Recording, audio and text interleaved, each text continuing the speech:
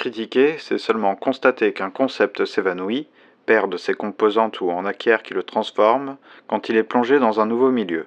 Mais ceux qui critiquent sans créer, ceux qui se contentent de défendre l'évanoui sans savoir lui donner les forces de revenir à la vie, ceux-là sont la plaie de la philosophie. Ils sont animés par le ressentiment, tous ces discuteurs, ces communicateurs. Ils ne parlent que d'eux-mêmes en faisant s'affronter des généralités creuses, la philosophie a horreur.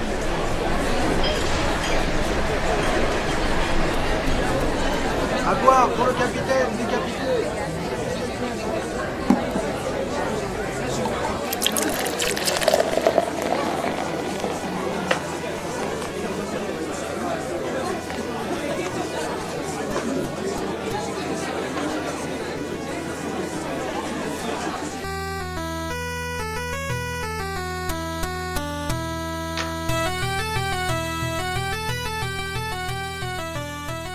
L'épisode sera court parce que le sujet est quelque chose de désagréable. Ce n'est pas un sujet de discussion ni l'objet d'un débat, c'est une vieille rengaine qui court d'écrivain en philosophe contre ceux qui critiquent sans créer, ceux qui s'arrogent le droit et le devoir de juger ce qui est vrai, correct, juste, bon, bien, beau, mais qui ne sont ni scientifiques, ni philosophes, ni peintres, ni écrivains, poètes, musiciens. Ceux qui critiquent sans créer, un vieux problème qui n'en est pas un de ces mauvais souvenirs comme une injustice dont on sait qu'on ne pourra jamais se laver. Alors nous allons le faire de façon simple, courte, avec le moins d'animosité possible, car nous les avons connus, les vieilles tantes de la culture, les sophistes, les prétendants, les faux amis. Ceux qui disent « Ah oui, j'ai lu Proust, je suis une grande fan », qui en disent des platitudes, ceux qui citent des passages de Nietzsche en se demandant s'il est un ancien nazi, ceux qui n'en finiraient plus de se débarrasser des exemples pour les fouler aux pieds, pour leur dire qu'ils font du tort et que nous avons compris. Que nous aurions compris. Vieux problème en société dans un monde où le public veut des preuves, des diplômes, des titres et des reconnaissances. Pourtant, il y a des phrases à prendre chez certains écrivains ou des philosophes, qui sont à leur manière des écrivains, qui nous indiquent que le problème est d'une autre nature. Il faut changer de point de vue. On ne veut pas batailler ici sur qui a raison, qui est dans le vrai, et donc qui serait dans l'erreur et qui aurait tort. Ce qu'on voudrait, mais qui est ce maudillon à la fin, ce qu'on voudrait, c'est, au lieu d'étaler sa science, au lieu de convaincre, au lieu d'expliquer sans fin les mêmes textes, les mêmes passages célèbres, les mêmes concepts, ressortir sans cesse les mêmes méthodes, les mêmes schémas d'explication. Nous, ce qu'on voudrait, mais qui sont ces nous et ces on que j'utilise tout le temps, bon sang, nous, ce qu'on voudrait simplement, c'est amener à voir un tableau, non plus avec un regard de spectateur, mais avec un regard d'artiste. Nous, ce qu'on veut, c'est lire un poème, non pas en critique littéraire, mais avec une âme de poète, même si ça ne dure qu'un temps. Le peuple hypocrite et sans générosité, reprit Vignon, il bannira de son sein le talent comme Athènes a banni Aristide. Nous verrons les journaux, dirigés d'abord par des hommes d'honneur, tomber plus tard sous le gouvernement des plus médiocres qui auront la patience et la lâcheté de gomme élastique qui manquent au beau génie, ou à des épiciers qui auront de l'argent pour acheter des plumes. Nous veillons déjà à ces choses-là. Mais dans 10 ans, le premier gamin sorti du collège se croira un grand homme. Il montera sur la colonne d'un journal pour souffleter ses devanciers, il les tirera par les pieds pour avoir leur place. Napoléon avait bien raison de museler la presse. Je gagerais que, sous un gouvernement élevé par elle, les feuilles de l'opposition battraient en brèche par les mêmes raisons et par les mêmes articles qui se font aujourd'hui contre celui du roi, ce même gouvernement au moment où il leur refusera quoi que ce fût. Plus on fera de concessions aux journalistes, plus les journaux seront exigeants. Les journalistes parvenus seront remplacés par des journalistes affamés et pauvres. La plaie est incurable. Elle sera de plus en plus maligne, de plus en plus insolente. Et plus le mal sera grand, plus il sera toléré, jusqu'au jour où la confusion se mettra dans les journaux par leur abondance, comme à Babylone. Nous savons, tous, tant que nous sommes, que les journaux iront plus loin que les rois en ingratitude, plus loin que le plus sale commerce en spéculation et en calcul, qu'ils dévoreront nos intelligences à vendre tous les matins leurs 3-6 cérébrales, mais nous y écrirons tous comme ces gens qui exploitent une mine de vif argent en sachant qu'ils y mourront. Voilà là-bas, à côté de Coralie, un jeune homme. Comment se nomme-t-il ? Lucien. Il est beau, il est poète, et, ce qui vaut mieux pour lui, homme d'esprit. Eh bien, il entrera dans quelques-uns de ces mauvais lieux de la pensée appelés journaux, il y jettera ses plus belles idées, il y desséchera son cerveau, il y corrompra son âme. il y commettra ces lâchetés anonymes qui, dans la guerre des idées, remplacent les stratagèmes, les pillages, les incendies, les revirements de bord dans la guerre des condottieri. Quand il aura, lui, comme mille autres, dépensé quelques beaux génies au profit des actionnaires, ces marchands de poison le laisseront mourir de faim s'il a soif et de soif s'il a faim. Le passage que je viens de vous lire est extrait des Illusions perdues de Balzac. Et puis, alors il y a un mot qui est un mot italien que j'ai pas réussi à lire correctement. Les condottieri, condottiere, ça fait appel au Moyen Âge en fait à des mercenaires italiens. Alors je pourrais pas vous en dire plus parce que c'est une période d'histoire que je ne connais pas. Enfin, c'est le sens utilisé, j'imagine ici, le fait d'être un chef d'armée de mercenaires. Voilà qu'on a dressé, donc pas à demi-mot, mais franchement, avec encore des incertitudes, des doutes, le tableau d'un affrontement, sinon d'une séparation insoluble entre deux catégories de personnages dans l'art ou le discours sur l'art. D'une part l'artiste lui-même, qui crée, d'autre part le critique, qui commente, raconte, juge, sans créer.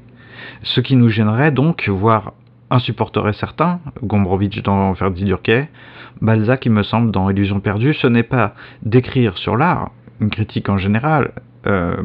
Balzac a d'ailleurs écrit sur l'art, Proust a écrit sur l'art, Baudelaire a écrit sur l'art.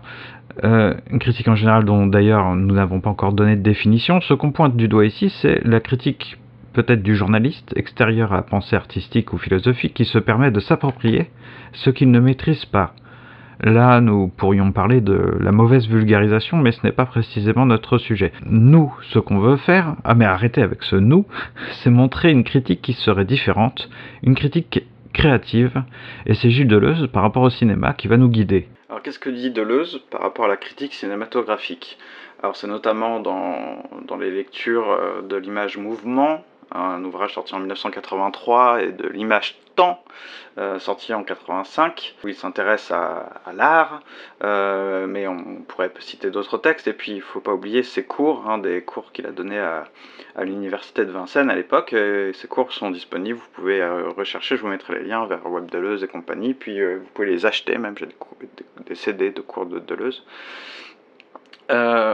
Et puis, bon, quand je dis ça, c'est avec une certaine prudence, je ne suis pas spécialiste de Deleuze, je n'enseigne pas la philosophie, donc on va essayer de se calmer, d'avoir une certaine autocritique par rapport à ce qu'on cogite, mais bon, il faut bien avoir un certain courage, je sais pas, mais une certaine arrogance en tout cas, pour essayer de cogiter, sinon on arrête de cogiter, et puis on fait pas de podcast, ou alors on fait un podcast justement de critique assez à bas de gamme en ce qui me concerne, parce qu'il faudrait la culture et le temps consacré à cette discipline, et le talent que je n'ai pas. Bon, en tout cas, ce qui semble possible d'être dit, c'est que pour Gilles Deleuze, la critique cinématographique, elle ne doit pas se contenter d'écrire des films, ou de faire de l'histoire du cinéma, mais elle doit créer elle-même, la critique cinématographique, des formes, des concepts adaptés au cinéma, qui conviendraient uniquement au cinéma, et donc la critique cinématographique elle-même devrait créer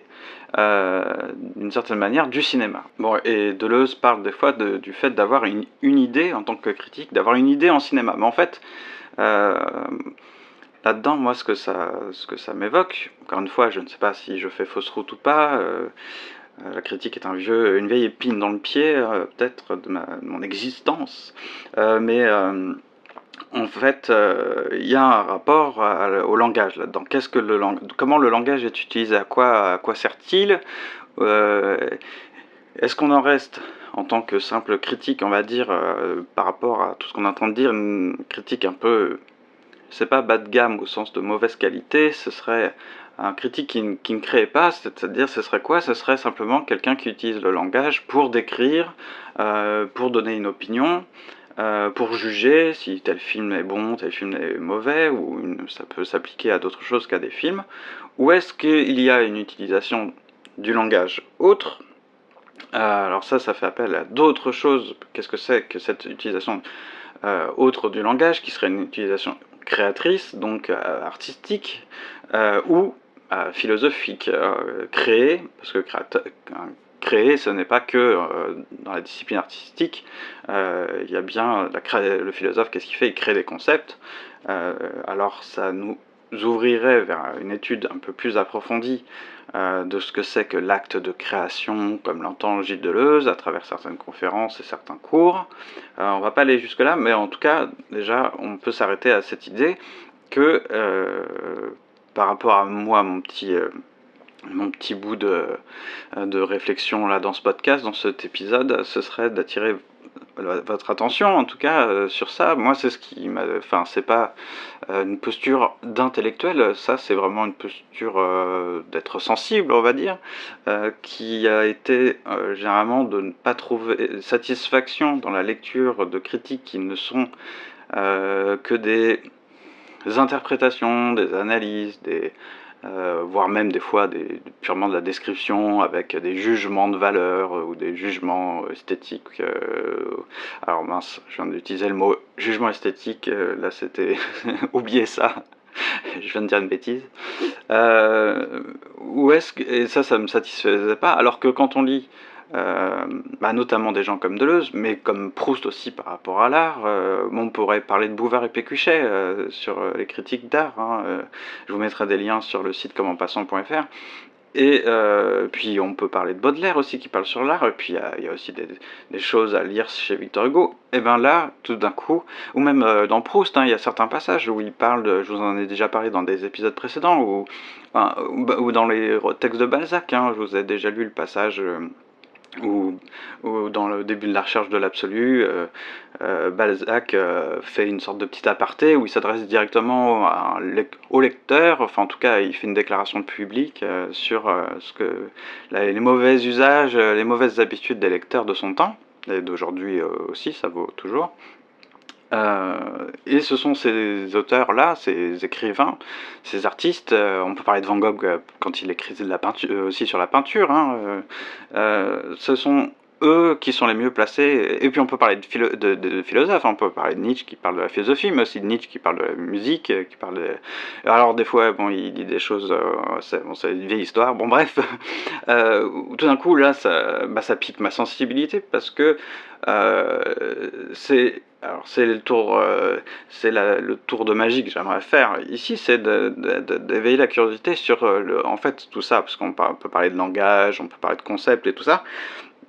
Il est bien question à chaque fois de regarder l'œuvre d'art ou l'ouvrage philosophique, mais bon, d'une certaine manière, est-ce qu'on peut pas dire que l'ouvrage philosophique a un peu un pied dans la littérature, etc. Enfin, autre sujet, et puis Deleuze, a priori, dit pas ça, puisque dans Qu'est-ce que la philosophie, il y a beaucoup d'explications sur ce que c'est qu'un concept, ce que c'est qu'un percept, ce que c'est qu'un affect, etc. Bon, ça, je vous laisse aller plus loin ou ouvrir les portes de la Sorbonne si elles vous sont ouvertes. Voilà. Regardez tout ça, observez tout ça avec un regard un petit peu artistique. Alors ça sera l'objet peut-être d'un autre épisode. Alors par rapport à cette idée qu'on a un petit peu soulevée en parlant de Deleuze, qui serait que la critique du cinéma aurait encore un rôle à jouer, bien sûr, et puis, mais surtout que sa tâche n'est pas de simplement d'écrire les films, en gros, mais d'inventer des concepts cinématographiques qui répondent, qui correspondent aux problèmes posés par les films. Je pense qu'on peut adapter cette phrase pour à peu près tout, en littérature, notamment. Et dans Pour parler, qui est un texte de Gilles Deleuze, je vous mettrai les liens, tout ça sur le site. Deleuze dit la critique cinématographique rencontre un double écueil. Il faut éviter de décrire simplement les films, mais aussi de leur appliquer des concepts venus du dehors. La tâche de la critique, c'est de former des concepts qui ne sont évidemment pas donnés dans le film et qui pourtant ne conviennent qu'au cinéma et à tel genre de film, à tel ou tel film. Des concepts propres au cinéma, mais qui ne peuvent être formés que philosophiquement. Ce ne sont pas des notions techniques, travelling, raccord, faux raccord, profondeur de champ, planitude, etc. Mais la technique n'est rien si elle ne sert pas à des fins qu'elle suppose et qu'elle n'explique pas. Alors je vous propose tout simplement de s'arrêter ici pour cet épisode en tout cas. On pourra reprendre ce sujet si vous avez envie, non pas de lancer le débat, mais de poursuivre ça sous une forme ou une autre sur les réseaux sociaux, sur le site commenpassant.fr. N'hésitez pas, vous êtes les bienvenus. Je pense pas qu'il soit question en fait d'être d'accord ou pas d'accord. Je pense qu'il est question de parler du même sujet ou d'un autre sujet que celui dont je voulais parler, si je suis clair. Mais il y a plusieurs façons d'en parler. Il y a la critique, rien que le mot critique renvoie à beaucoup de choses. Mais il me semblait intéressant, en tout cas, c'est pas vraiment un mais, c'est en tout cas moi, il me semblait intéressant aujourd'hui, dans le cadre de mon podcast, de Quand en passant, de faire un épisode avec cet angle-là sur la critique, d'amener un regard, justement, dans ce sens-là, critique, assez méfiant vis-à-vis de ce qu'est devenue la critique, de ce qu'elle peut être, et de pas tomber non plus dans un énorme cliché qui serait de dire que tous les critiques sont nuls, que les journalistes n'ont rien compris, systématiquement parce que par nature les journalistes ou par nature les critiques. Il ne s'agit pas de partir dans une guerre de tranchées, ni de dire que par nature quelque chose est ceci ou cela. Il s'agissait de voir des tendances de ce qu'est en partie comment est faite la critique parfois, et pourquoi elle est faite comme ceci. Alors on n'est pas entré dans le détail, on pourrait revenir. Il y a des textes, je vous ai parlé vite fait, je pense, de Bouvard et Pécuchet. Ce serait marrant de le lire. Alors ça, vous pouvez trouver tout simplement, je vous mettrai un lien sur le site internet, Garnier-Flammarion, Bouvard et Pécuchet, je crois que c'est Mondanité, de Bouvard et Pécuchet ou quelque chose comme ça. Le titre, j'ai un trou de mémoire là tout d'un coup, mais c'est un passage assez marrant autour de ça aussi, de l'espèce de bourgeoisie, de mauvaise critique. Je vous mettrai le lien, ça sert à rien que je vous lise tous les textes qui parlent de la critique, il y en a beaucoup. Chez Deleuze, on peut continuer longtemps aussi par rapport au cinéma, de parler de la critique. Dans le passage que vous avez lu, faut pas, je pense pas je sais pas si c'est un contresens ou si c'est simplement une chose qui a échappé à Deleuze, ce qui m'étonnerait. Normalement, dans plusieurs textes, notamment dans Pour parler, Deleuze ne dit pas que seul c'est anti-deleuzien et anti-philosophique de dire ça, de dire que seul le philosophe peut penser le cinéma, par exemple. Donc, quand on dit que les concepts... Mais en même temps, c'est là où est l'ambiguïté, et où peut-être ça manque de précision par rapport au cinéma, c'est-à-dire que Deleuze parle de concepts cinématographiques, alors que je pense que c'est peut-être par là qu'on tient notre sujet, ce qui me chagrine dans ce sujet aussi, ce qui m'empêche de le penser finalement. Ce qui empêche de penser un sujet, c'est peut-être ce qui a justement à penser pour de vrai, donc il faut pas le fuir pour essayer de trouver une théorie rassurante qui généralement plaît intellectuellement selon notre QI, mais bon, en général, en fait, ça tient pas très longtemps, c'est friable. Qu'est-ce que je veux dire? Je m'emballe. Non, ce qui serait pas mal, parce que par rapport à Deleuze, vous savez, il y a aussi des textes, bon, je vous ai parlé pour parler, là, qu'est-ce que la philosophie, par exemple, où Deleuze dit que le philosophe crée des concepts et que l'artiste crée des affects et des percepts. On va pas rentrer dans ce que c'est que tout ça, mais le concept, a priori, c'est une chose. Alors, il y a des sujets, hein, on peut parler de ce que c'est qu'un concept scientifique, mais on peut revenir justement à ce que c'est qu'un concept et se demander qu'est-ce que fait la critique, justement. Qu'est-ce que c'est que le discours sur l'art? Qu'est-ce que c'est que le discours, espèce de commentaire? Est-ce que ça doit être un commentaire? Justement, qu'est-ce que c'est que la critique, finalement? Est-ce que ça crée vraiment des concepts? Est-ce que quand Deleuze dit qu'il y a des concepts propres au cinéma à trouver qui viennent répondre à des problèmes qui sont dans les films, est-ce que ce sont vraiment des concepts, quoi, en fait? Est-ce que les concepts, c'est pas quelque chose d'uniquement philosophique? C'est ce que Deleuze a tendance à dire, hein, que le concept est une chose philosophique, et c'est pour ça qu'on a généralement, quand on a fait de la philosophie de manière consciencieuse et aimante, passionnée, on a en horreur l'usage du mot concept par les marketeurs, par exemple.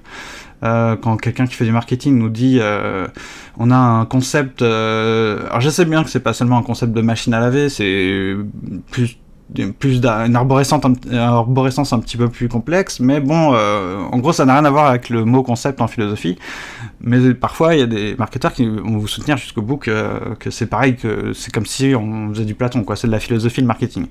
En général, ça passe pas trop, et on comprend pourquoi, on pourrait faire un sujet là-dessus, hein, si c'est pas très clair. Moi, ça me paraît très clair quand on fait de la philosophie, en tout cas que ça n'a rien à voir avec le marketing, mais en tout cas, quand on fait du marketing, parfois, ça a pas l'air d'être très clair, la distinction avec la philosophie. Mais je critique pas le marketing en tant que tel, hein, c'est des gens très intelligents, beaucoup plus intelligents que moi qui font du marketing, mais c'est l'usage du mot concept, en tout cas par Deleuze appelle ça les communicateurs, les communicants, les marketeurs. Je crois pas qu'il utilise le mot marketing à l'époque dans ses cours. Il utilise plutôt le mot communication, l'usage de la communication de l'information, sous-entendu les journalistes, les communicants.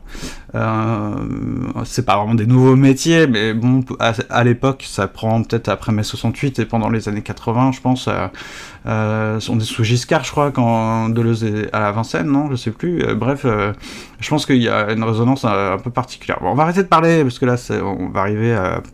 On passe la 20aine de minutes.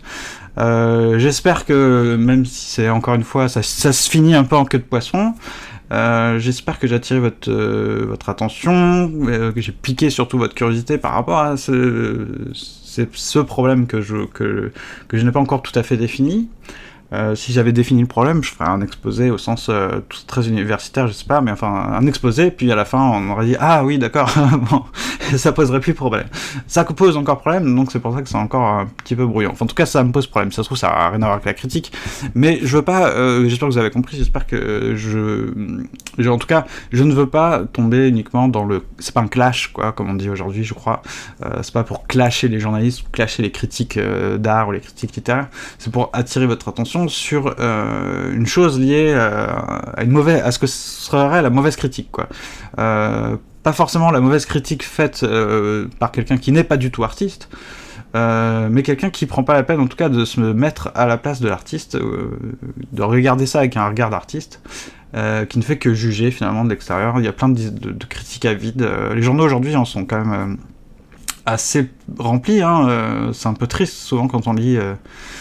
même un test de jeu vidéo, vous savez, on pourrait parler d'un test de jeu vidéo, on pourrait parler d'articles sur des sorties littéraires, enfin, liées au livre, dans l'édition, ou d'un film, enfin bref, il y a pas mal de choses à dire sur le sujet. Après, on va pas faire des études de cas, puis mon intention n'est pas de me mettre à dos des gens. Mon intention n'est pas non plus d'être gentil avec tout le monde. Voilà. Bah écoutez, j'avais une idée de blague pourrie, je sais pas si je vous la ferai, mais bon, allez, ça sera pire qu'une chanson, je pense.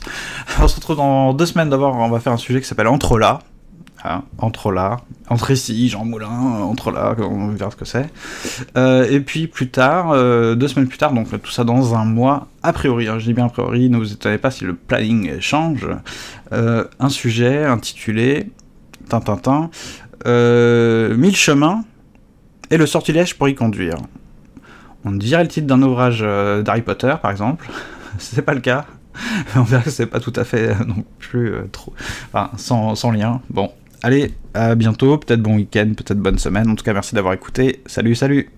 T'as fini là? Parce qu'en fait, j'aime pas trop qu'on se moque d'Harry Potter, parce que je considère que dans Harry Potter, comme dans Le Seigneur des Anneaux et dans Star Wars, eh bien, il y a beaucoup de problèmes philosophiques soulevés.